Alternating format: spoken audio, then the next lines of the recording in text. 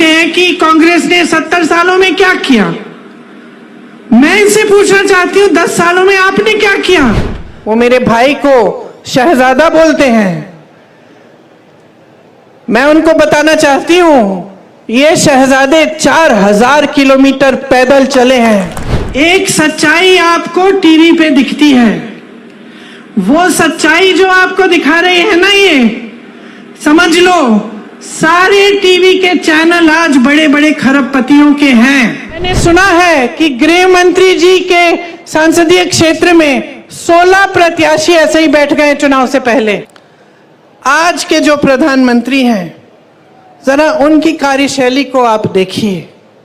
गुजरात ने उनको सब कुछ दिया, उनको सम्मान दिया, स्वाभिमान दिया, उनको आगे बढ़ाया, उनको सत्ता दी। आज प्रधानमंत्री बने, 10 सालों से प्रधानमंत्री हैं। जब जब आप उनको देखते हैं तो आप मुझे खुद बताइए, आप टीवी पे उनको देखते हैं कि नहीं? देखते हैं टीवी पे? देखते हैं ना? दिखते हैं। कहाँ दिखते हैं आपको?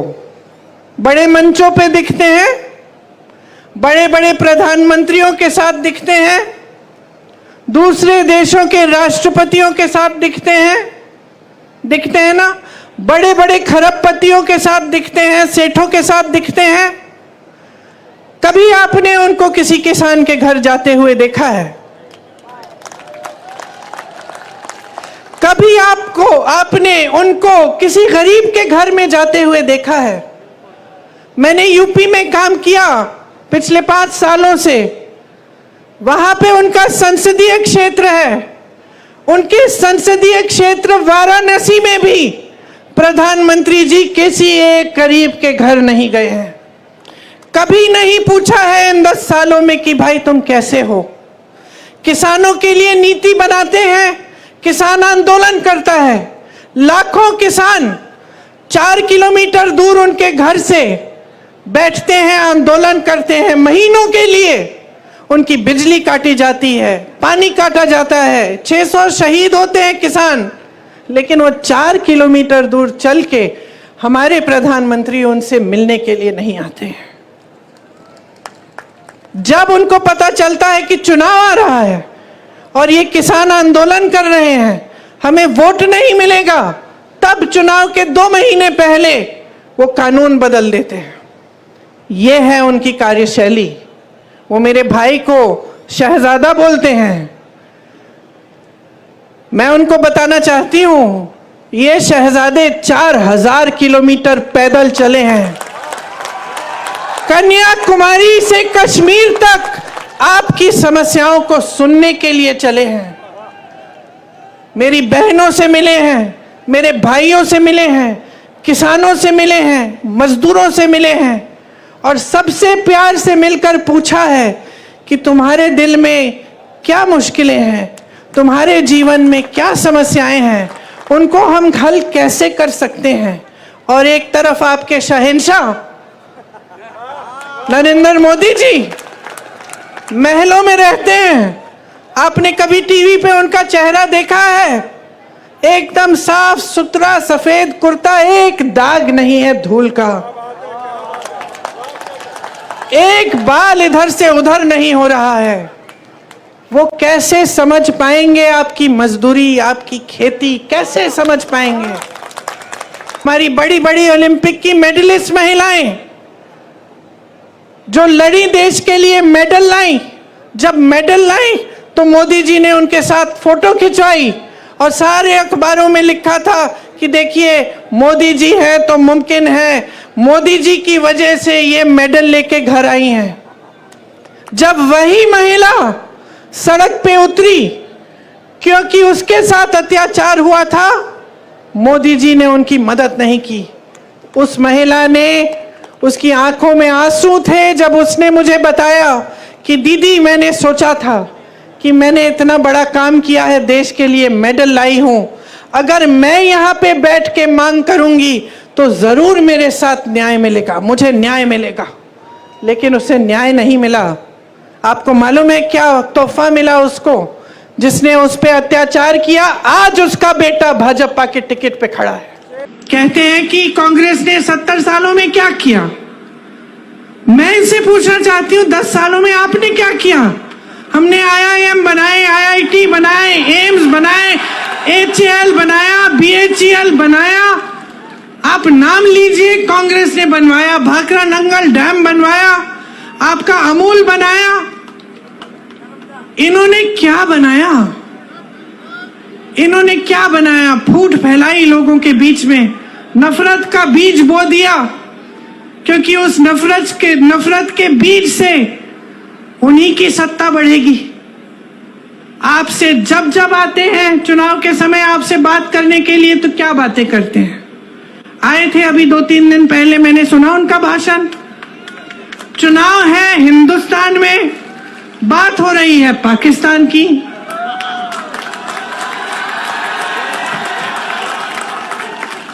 आपको बताया जा रहा है कि सावधान रहो, कांग्रेस एक एक्सरे की मशीन लाएगी और एक्सरे की मशीन से आपके घरों में घुस के आपके मंगलसूत्र छीनेगी, आपका सोना चुराएगी, ये कहा जा रहा है।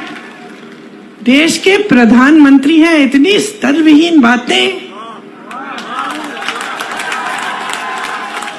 आपने देश का प्रधानमंत्री चुना ताकि देश का सम्मान रखें, पूरा देश देखे कि ये हमारे प्रधानमंत्री हैं, ये अच्छी सुलझी हुई बातें करते हैं, सभ्य बातें करते हैं, क्योंकि यही हमारी देश की सभ्यता रही है।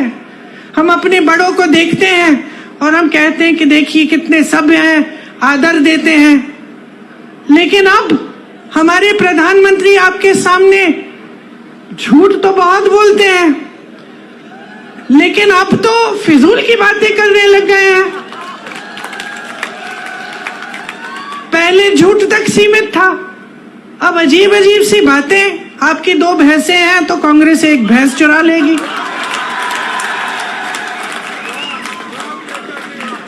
पचपन सालों से कांग्रेस की सरकार रही है इस देश में, जरा बताइए किसकी भैंस चुराई हमने? किसी की गहने चुराए? किसी के मंगलसूत्र पे आंच आने दी? और आज हम आपके घरों में एक्सरे की मशीन, सबसे पहले तो ये बताएं कि कैसी है वही एक्सरे की मशीन जो मंगलसूत्र निकाल के ढूंढती है? मैं भी देखना चाहती हूँ, कुछ ऐसा है भी इस दुनिया में। और अब हम आकर आपके घरों के अंदर चोरों की तरह आपके भैंस चुराएंगे, आपका सोना चुराएंगे। क्यों? क्योंकि उनका वो पुराना जो रट है वो चल नहीं रहा है। क्योंकि आज इस देश की जनता जाग रही है, क्योंकि आज इस देश की जनता कह रही है कि मेरे मंच पे आओगे तो मेरी काम की बात करो। आज इस देश की जनता कह रही है मुझे इस चुनाव को हिंदू मुसलमान पे नहीं लड़ना है, मुझे इस चुनाव को बिजली, पानी, रोजगार, महंगाई पे लड़ना है। आज इस देश की जनता कह रही है कि बहुत हो गया मोदी जी, बहुत हो गया, बहुत देख लिया आपकी नौटंकी, बहुत सुन लिया आपके भाषण, लेकिन आपके भाषणों में एक लफ्ज हमारे लिए नहीं रहा। आज देश की जनता कह रही है कि मोदी जी हमें बताइए, 10 साल से हमने आपको पूरी सत्ता दी, उस सत्ता का क्या किया आपने? क्या आपने हमारे जीवन में आप तरक्की लाए कि नहीं लाए? एक सच्चाई आपको टीवी पे दिखती है, वो सच्चाई जो आपको दिखा रही है ना, ये समझ लो सारे टीवी के चैनल आज बड़े बड़े खरबपतियों के हैं, तो आपको अपनी सच्चाई नहीं दिखाएंगे। आपने कितने प्रोग्राम देखे हैं इस चुनाव के दौरान जहां कोई पत्रकार दुकान में जा रहा है और कह रहा है कि भाई आज टमाटर का दाम देखो, कि देखो कितनी महंगी है ये तेल, या ये गैस सिलेंडर कितना बढ़ चुका है, क्या लोग गुजारा कर पाएंगे? ये आप नहीं देखते किसी चैनल पे। किसी चैनल पे आप ये नहीं देखेंगे कि 70 करोड़ लोग इस देश में बेरोजगार हैं मोदी जी के राज में। ये बात, इस पे कोई रिपोर्ट नहीं देखेंगे। आप देखेंगे कि मोदी जी कौन से कपड़े पहनते हैं, मोदी जी किस प्रधानमंत्री से मिल रहे हैं, किस तरीके के आम खाते हैं, ये देखेंगे आप। क्योंकि आज मीडिया भी झुक गई है, सारे चैनल भी झुक गए हैं। पत्रकार एक समय में सवाल उठाता था, मुझे याद है मेरे पिताजी के समय में एक अखबार रोज 10 सवाल छापता था, प्रधानमंत्री से सवाल है ये। आपको याद होगा कैसे आक्रमण होती थी मीडिया। कोई घबराता नहीं था, नेता कहता था ठीक है सवाल पूछो जवाब देंगे। आज तो नेता इतने घबरा गए हैं ये कि जब इनका चुनाव आ रहा है तो इनके सामने जो प्रत्याशी खड़े हैं उनको घूस देके उनको बिठा रहे हैं। मैंने सुना है कि गृह मंत्री जी के संसदीय क्षेत्र में 16 प्रत्याशी ऐसे ही बैठ गए चुनाव से पहले। या तो डराए गए हैं, धमकाए गए हैं, या किसी को घूस दे दिया है और बैठ रहे हैं कि चुनाव ही ना हो। अरे इतने मजबूत गृह मंत्री हो, इतने बड़े प्रधानमंत्री हो, देश की पूरी सत्ता तुम्हारे पास है, सीट पे सीट तुम्हारी है संसद में, और एक चुनाव लड़ने से डर रहे हो। किस बात का डर है? खड़ा करिए 100 प्रत्याशियों को, हराइए उनको। यही तो चुनाव होता है, यही तो लोकतंत्र होता है। मंच पे खड़े होकर लोगों को झूठ बोलना नहीं होता है। मंच पे खड़े होकर लोगों को गुमराह करना या लोगों के जज्बातों को उभारना ताकि तुम्हें वोट मिल जाए, तुम सत्ता में रहो, तुम्हारे बच्चे फूले फले और जनता खाई में रहे, ये लोकतंत्र नहीं है। एक आलोचना नहीं सुन सकते, एक आलोचना नहीं सुन सकते। बड़प्पन तो उसमें होता है जो दुनिया भर की आलोचना सुन सकता है लेकिन काम करते रहता है। राहुल गांधी को देखो, क्या नहीं बोला उसके बारे में, क्या क्या नहीं कहा। सीना तान के चला ना कन्याकुमारी से कश्मीर, कोई रोक पाया उसे? मणिपुर से मुंबई तक चला, कोई रोक पाया उसे? नहीं रोक पाया, क्योंकि सच्चाई लेके चला अपने दिल में,